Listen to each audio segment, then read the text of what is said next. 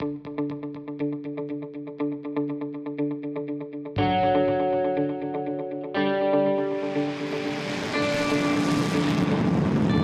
B-1B Lancer is one of three long-range strike bombers in the Air Force inventory. Introduced in 1986, it's still in active service today. The B-1 is capable of carrying 125,000 pounds of munitions and flying at Mach 1.25, which is about 830 miles per hour.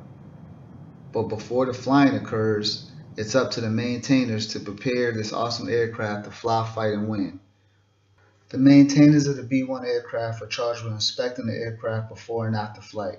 These inspections will include servicing of the various systems of the aircraft to include hydraulic fluid, gaseous oxygen, and fuel. If items are found to be unserviceable, they are documented in the aircraft forms and fixed in efforts known as preventative maintenance.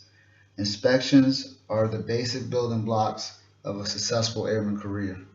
While a student at George Washington University, I engaged in a project at the request of Master Sergeant Stephen Lazarowitz to assess a trend of quality assurance inspection fails.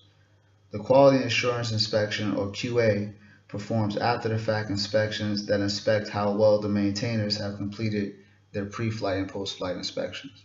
I conducted an analysis by interviewing, surveying, and collecting existing data in an effort to identify root cause and make recommendations of how to increase the quality assurance pass rates. While in the process, and during my coursework at George Washington University, I found these three areas to be key lessons of conducting a needs assessment. The first thing that you want to understand is the goals of the organization and the goals of the leaders in the organization.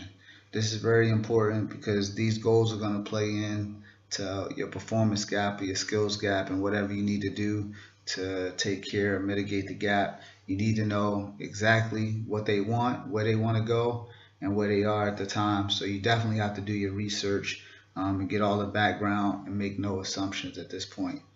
To me, this is one of the most critical lessons I've learned in this point of the class. Understanding the collected data and how it fits your research.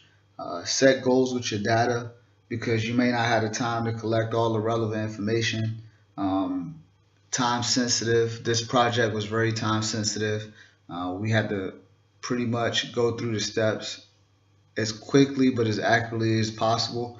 And when you're doing that, you need to really have a plan on how you're going to collect the data and what data is important to you. The last lesson is, are you getting your results to the right people at the right time in the right setting?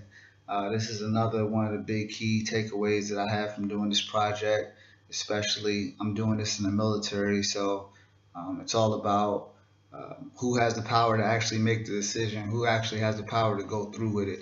So in this case, you got a higher authority that hired you. You should know what they want and at the same time be able to deliver that message in a way that they're going to take it because that's what they want. That's what their end goals are. That's why knowing the goals is so important too. Thank you for your time. Here's to another job well done.